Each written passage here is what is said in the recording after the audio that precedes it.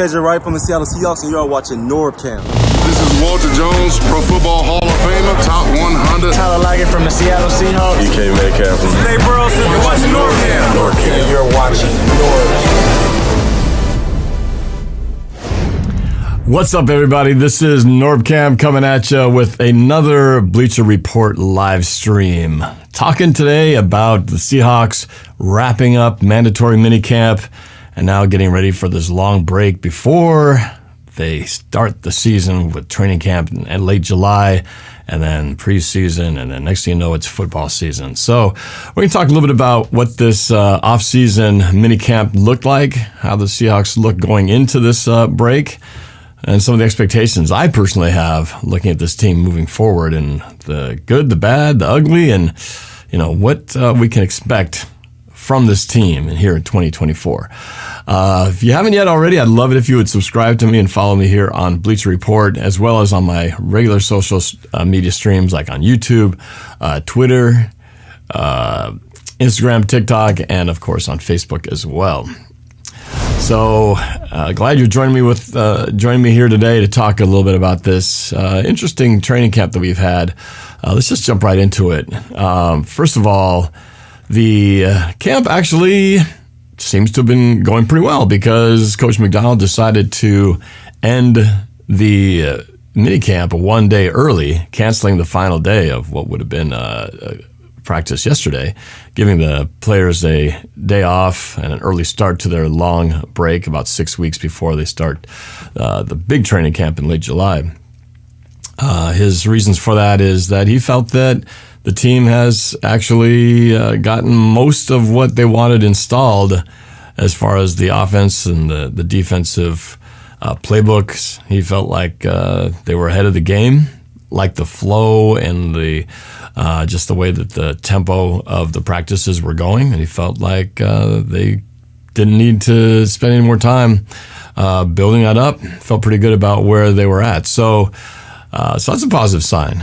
Same thing was said by offensive coordinator Ryan Grubb as well, saying that they'd installed more than 50% of the offensive playbook, and that they were feeling pretty good that this the team was getting it, that they were not having to repeat a lot of stuff, that they were, as things were clicking, and the rest of it would really just kind of be installed when it came time for training camp in July. Then that's when the full rest of the playbooks will be installed. So that's a great thing. That's a really good thing. Now, that said, the Seahawks did start kind of their off-season workouts and training really a little bit earlier than most teams because of the fact that they had the new coaches. So they really did kind of start a little bit earlier. So the fact that they cut things off a bit earlier as well kind of evened itself out. But nonetheless, it still looked pretty good. Got this trying this new feature out here, and it's kind of cool right now seeing it. We got the chats. If you are watching and you got the chats on here, you can you'll see the chats up here on the screen as you ask them. I'll try to address them as much as I can. But DK is daddy, who's looking to get cut. It's tough to say right now. It's a pretty early, it really they won't start making cuts and really project into that until we get to training camp in July. I'm going to talk about the third quarterback. We've been running with two quarterbacks, and during this training camp period, they did bring a third quarterback on. I'll talk a little bit about him later. Not really a big deal, given that I think we're pretty solid on the 1 and 2 with Sam Howell at 2 and Geno Smith at 1. But I'll talk a little bit about what that meant to have that third quarterback signed. Let's talk about some of the good things here so far that we've seen from the Seahawks during training camp. I think the defense definitely has been the shining side of the football in terms of what performances have come so far in terms of highlights and moments that really stood out in training camp.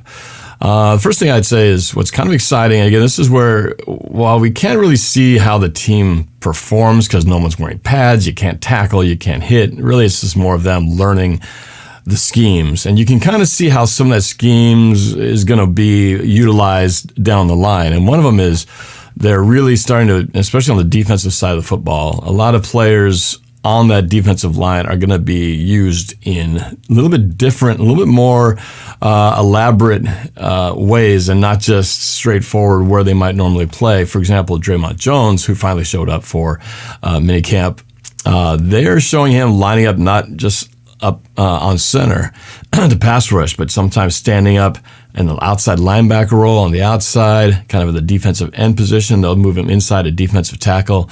So that's pretty cool to see. Just again, I feel like both schemes, offensively and defensively, we're going to see a lot more just elaboration, a little bit more modern schemes that we didn't really see that much. Pete Carroll and his ways kept things pretty basic, pretty simple.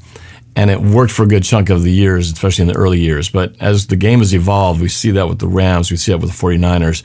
Their schemes are much more movement, much more disguising coverages, disguising routes by moving people on offense, moving people in motion, on defense, disguising blitzes. And that is one thing I'm excited about. We got T. Wright 63. How are the off-ball linebackers doing with Baker and Dawson out? I'm going to talk about that in a second. I'm very concerned about our linebacking crew right now, but I'm going to get into that when I talk about the bad about training camp. TYRG34. Any possible renovations upcoming at Lumen Field? Also, do you think the improved D-line will make up for the thin linebacking core? Obviously, I'm not the only one concerned about linebackers in this new offensive and defensive scheme here. So let me continue talking about it with Draymond Jones. So multiple positions. They did also rework his deal. He signed a $51 million deal back in March, 3-year deal. So we need to get a lot out of this guy. He was pretty good last year, but I think he could be better. And maybe this better use of him might make him a more productive defensive player on the line. They converted his, they're going to save a little bit of money. They restructured his deal, converting some of his contract into signing bonus. That seems to be the trick they do now to get more money freed up for the cap. So they converted about a little over almost $10 million of his salary to a 2024 bonus, and that's going to free up several $1 million on the cap, since we are thin on the cap, and we're going to have to make some moves before this season gets rolling. So that'll help a little bit there. The other part of the defense that was, which was good, was the secondary. I think so far looks good. They made some plays on the short minicamp that they had some interceptions. Trey Brown, Witherspoon, looking good. They actually had Witherspoon playing mostly nickel on the inside, with Trey Brown more on the outside. I think Trey Brown got an interception. Witherspoon almost got an interception there in one of the scrimmages. Witherspoon, obviously had a great first year. Loving to see him have an even better sophomore season. We want to see Reek Woolen have a better, kind of more like his first year, since he had a pretty bad sophomore slump in that second year last year. And I don't know, I think he should change his name back to Tariq, because he was better as Tariq rather than Reek. But anyway, that's besides the point. Hopefully the scheme of Michael Macdonald, being the defensive specialist that he is, I'm hoping that he can get more out of this team. And when he was with the Ravens, they played 79% of their defense ran in nickel, which means we're going to see a lot more of Trey Brown, a lot more reliance on our secondary defenders to make plays. And so, we expect to see a lot of those guys out on the field, which is, I can see why they had so many corners drafted and why we have like 10 corners on the roster at this point. Try to get to your questions as I'm reading through these. The possible renovations. What I do know, last year the biggest renovation they had was the lighting system. The two big renovations that I'm aware of, the one that you'll hopefully notice, is they are supposed to be redoing their sound system. I think their sound system has kind of sucked, to be honest with you, for most of since the stadium's been built. Oftentimes you can't even hear what is being said. It's just a big echoey, garbly-gook thing, and it's hard to hear anytime announcements are made.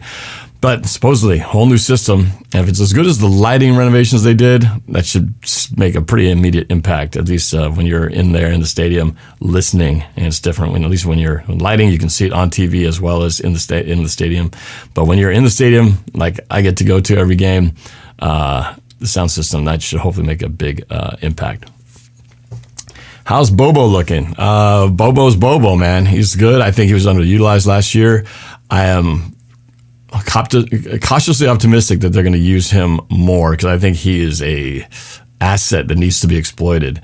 And this dude could really go off if Ryan Grubb can utilize him in the same way that with the Washington Huskies, the way he would just get guys out there in the pattern, different ways, shifting around, disguising routes, pre-snap. I think this guy can really add on to his next second year. I think he can be really great. Seahawks are goat. Witherspoon is crazy. Dominic Zamora, what's the running back room looking like compared to K9, Zach, and McIntosh? Boy, a lot of questions here. The running backs, I think, not much change there. The biggest question is, will McIntosh finally see the field? We know K9 and Charbonnet are going to get their touches. Will we see McIntosh? I was hoping this guy would make an impact last year. Never really saw the field. So we'll see. Right now, it's hard to tell.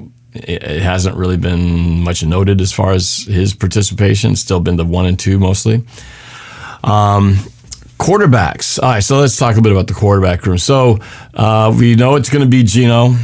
Coach Macdonald spoke very highly about Geno, that he's the guy, he's the voice of poise, he's the tip of the spear, he's going to make the key to making this offense run. He wants them to take that next step up and really lead this offense. And we know that Sam Howell is a solid backup, a little interception prone, but he's got experience at least. And then they did sign quarterback PJ Walker, mostly just because most teams go with 3, sometimes 4 quarterbacks leading up to training camp, just to give the 1s and 2s a little bit of break so they don't have to be the ones throwing the balls the entire offseason and through training camp, just to give those guys' arms a little bit of rest. So I know that Geno and Sam both appreciated having a third quarterback just to give him some reps and give him a break in between throws. So I know that with a very clear thank you, they were appreciative of having that third quarterback in there. So will he stay on the roster? Hard to tell. Maybe he'll be a practice squad guy, but it could go back to just the 2 of them when all's said and done. But pretty minimal contract that he got, PJ Walker. So just helps out our starting 2. Let's see. Woolen still had a good season, in my opinion. He was just dealing with the shoulder injury. Just not as good as the first season, but I'd like to see him closer towards that level of performance, both in terms of interceptions. Tackling was a little bit of an issue. Then again, the whole team had tackling issues. So we'll see how that all plays out as the season goes along. Seahawks are GOAT. Geno is way ahead right now. Yes, he's definitely the default starter, and I don't think we'll see anything changing unless the season gets going and we're 5 games in and Geno's having issues. So I don't think that's going to be the case, but we'll see. Seahawks are GOATs. If we need new unis, we just got the throwbacks introduced last year, so we've got to take these things one at a time. But it's we'll see what happens if they add more stuff to it. Our unis are fire, says Charles. We have a little uniform debate going on here now. Seahawks go on more futuristic design. Well, we'll see. It's going to take some time before they radically overhaul everything. All right, so I'm going to have you guys talk it out. Your discussion about uniforms, let that be right there. Charles Casey says PJ Walker could be a stud, not going to lie. I don't see that happening. I mean, we're going to roll with those 2. PJ will just, if they need it, hopefully they don't ever have to go to him, but I don't think that's really what they brought him in for. T. Wright 63 is hoping we were going to pick him up to back up Russ when he came from the CFL or whatever league he played in before the NFL. Interesting. Do I think Shenault makes the roster? I don't know. He's on that fringe. He's going to have to do something special in training camp to earn a spot, but we'll see. Hopefully no injuries. And I think for that be the reason to make it. But I think right now with our starting group, he might be challenged to actually get on the roster. But we'll see. You're going to have to cutting it down to 90 guys to 53. That's a lot of guys who are going to have to hit the streets after not making the team. Seahawks goes says, I think rookies look good. Purdy nuts. Highest rated man cover corner in the league per Pro Football Focus, that being Reek. Well, I think he could be better. We know he could be better. So he just had some not so great moments last year. Ray, he's a solid return man. Still wanted Penix to come up to the league with Grubb. I was the same way, but we know what happened when the Falcons picked him up. How's the O-line doing during minicamp, especially the interior line, asked TRG34. Let's talk a little bit about that. Let's see.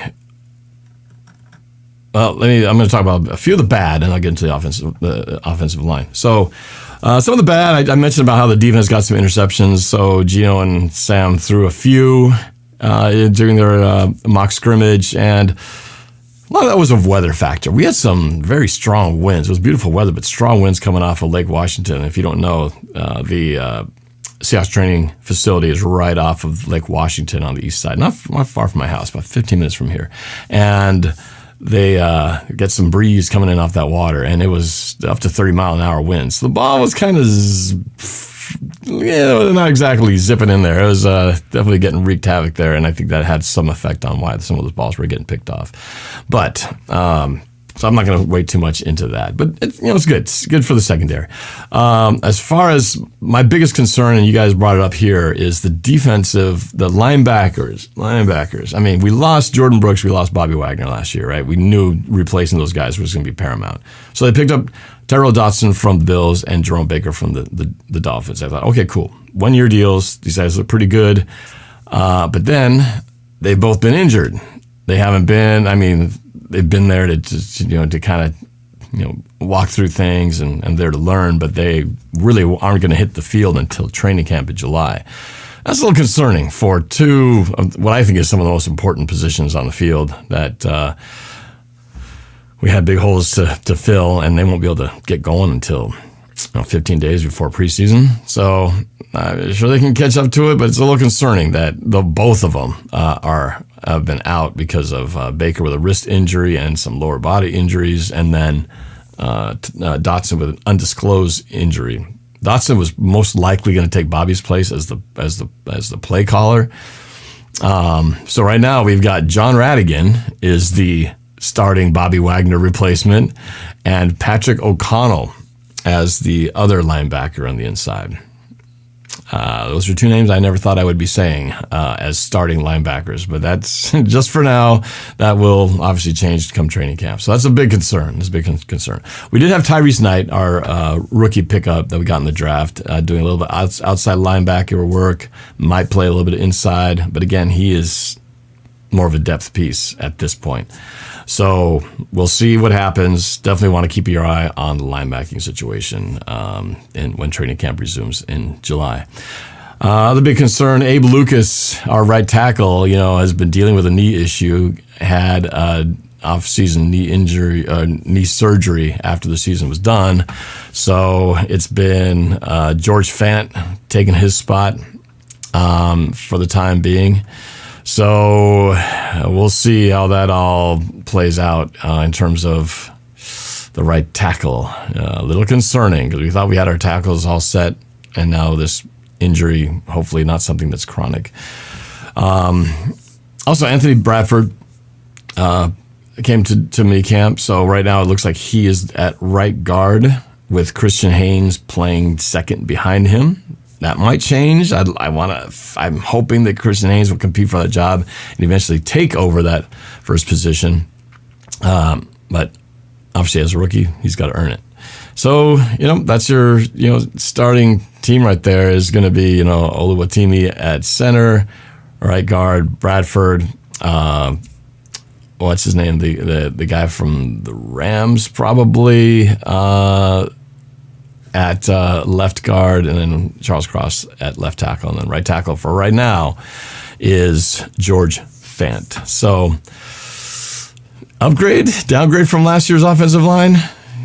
It's hard to tell. A lot of new names in there. The only name that's really the carryover is Charles Cross. The rest of them are all kind of relatively new. So we'll talk about what that might mean when I get to my final takeaways. So what's some of the things the players said and what the coaches said? Some quotes that I thought were kind of funny. Witherspoon, comfortable enough to call Coach Macdonald a called him nerdy, but in a good way. I think what he meant by that is he just says he's an intellectual guy, obviously has a good brain for the game, and he seems pretty excited about the schemes that they're running. He said, quote, just wait on it. So Witherspoon, pretty excited about what's going on with the defense. The chat here, oh, you guys are really firing it off. If Eskers can make the roster, so can Chenault. Yeah, Esker, what is he doing there? I mean, Eskers can return. We saw that a little flash in the 49ers game, Thanksgiving game. Had a great game. Actually, it's like the one time he did really good. And who knows, now with this new return kickoff, totally changed in the kickoff rules, the returners are going to have a totally different style of runner. So it's going to be interesting to see what Seattle decides to do with that position, because it's going to be a lot different than what we've seen. Totally different. I don't like it, but it is what it is. Dominic Zamora, I can't wait to get rid of D. Long overdue. I don't know. Maybe he'll flourish in that kick return game and just be completely awesome and make something, reinvent himself in a way that we didn't think he could. Ray hopes that Chenault takes his place. I don't know why the Eskers was kept, but maybe they see something in him that they just feel like could work in this 2024 scheme. We'll see. Charles Case, working on Lake Washington, and the wind has been no joke for sure. Beautiful weather, just windy. Great for you sailors out there. Let's see. Jay Sutton 14. Is the Dak talk for real for next year? I don't know. I saw that too. That there's an article that said, Seahawks should go after Dak Prescott if he becomes a free agent. I don't know. That I'm not sold. I'm not sold on it. I feel like there's a lot of just clickbait right now, so I wouldn't put too much stock into that right now. I really do think they believe in Geno, and I think if the offensive line can perform, I think he can do something that he hasn't been able to do, because the line has not been great. You can put anybody back there, and if the line falls apart and collapses, doesn't matter who's back there. Pretty nuts. Still bummed that Seattle let Brooks walk. Not sure about the vets that Seattle brought in. Dodson was PFF darling. Not sure you feel about those metrics. Yeah. I feel like at some point we're going to have to address linebacker, really address it hard in the draft. We didn't really address it because they addressed the defensive line first, but these guys are on one-year deals, so they're really not necessarily in for the long haul. Just it's a good way to see what they got, and if they really are solid, they could technically sign them both to longer-term deals if they work out. But right now, not exactly getting off to a roaring start. And I feel at some point one of those two guys is going to have to be replaced with a stud linebacker, and maybe that's what they pick up next year. So we'll see. I said Ray's saying rather go get a younger guy in the draft than break the bank for someone like Dak. Agreed. All right, gonna keep going on here. So what else? Oh yeah, DK Metcalf had some good things to say about Ryan Grubb's offense, saying it's got a potential to be special. Calls the concepts that he has special. And from what I'm hearing from Lockett and JSN and DK is that, there's going to be a very concerted effort to get DK Metcalf the football. And I know that they want to push the ball down the field. That's something that all of the receivers have talked about, that this scheme is designed to attack downfield, which I love, right? That's what UW did all last year. The only thing to that is you got to have time to do it. Those routes take a while to develop, and if you only have 2.5 seconds to drop back before you're under pressure, those routes don't mean anything because they'll barely got out of their brakes before the ball has to be thrown. So that's going to be so key, offensive line.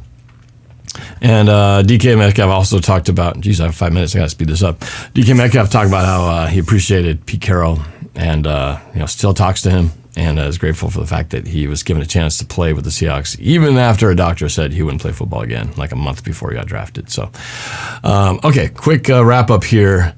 Titans, the Seahawks will be doing a joint practice with the Titans before their preseason game in August, and it's the first time that the Seahawks will have done a joint practice since 1991 with Chuck Knox way back in the day.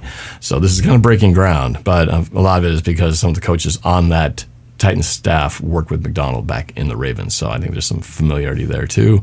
And it's preseason. They won't play each other in the regular season anyway. So it works out pretty good. It'll be fun to see how that goes. So now we're on a 6-week break for the Seahawks until training camp. My biggest thing for the next 6 weeks is please no injuries. You know, the no ATVs, fireworks, bungee jumping, pickup basketball games. Hopefully the guys will stay away from all that. Just rest, stay in shape, but don't do anything stupid, because that's the last thing we want is an injury during the offseason. All right, my takeaways and expectations of this team moving forward, since I'm down to the last few minutes here. It's always hard to tell how the team really looks at this early stage. Even preseason can be deceptive. You can go undefeated in the preseason and have a sucky regular season. Even less in training camp. When it's guys in shorts, you can't have contact. But I do say I like the signs of what the schemes are showing. I like the culture change too. Some of it, Tyler Lockett spoke of, was that it's a little more disciplined, almost a little bit more military-like. Pete Carroll was all about the fun, letting the players express themselves and be themselves. And I think Macdonald tends to try to tone that down a little bit. I mean, the first thing he did, and when they started doing OTAs, was he turned the music down, right? Rookie minicamp, music got turned way down.